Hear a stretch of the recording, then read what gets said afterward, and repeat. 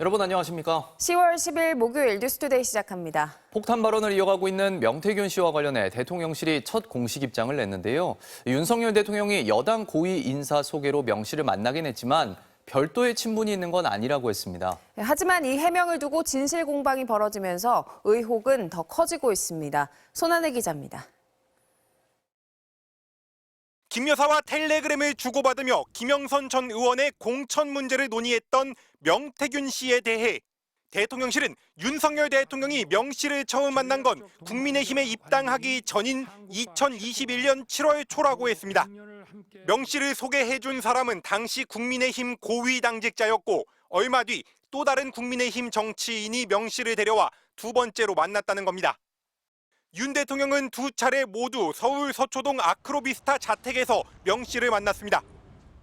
그럼 뭐 커피숍에서 보겠어요? 대로변에서 보겠어요? 저도 기억이 안 나요.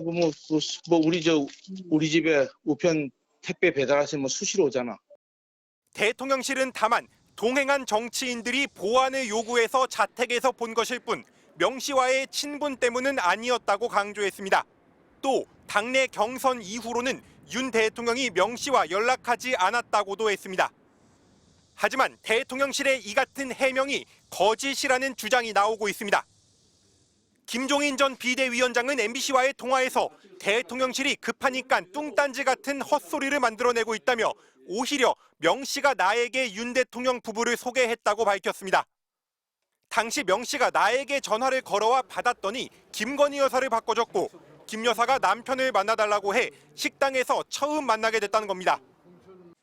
윤석열 대통령 부부에게 명태균 씨를 소개해준 것으로 지목된 이준석 의원도 대통령실의 해명은 새빨간 거짓말이라며 당시 명 씨가 윤석열 후보의 입장을 전달하면서 사과하라고 요구하는 문자를 공개했습니다.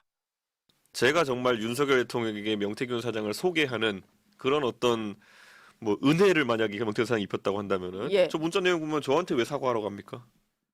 이 의원은 윤 대통령 취임 이후에도 명 씨와 김 여사가 메신저로 사적인 대화를 주고받는 것을 직접 봤다고도 전했습니다. MBC 뉴스 손하늘입니다.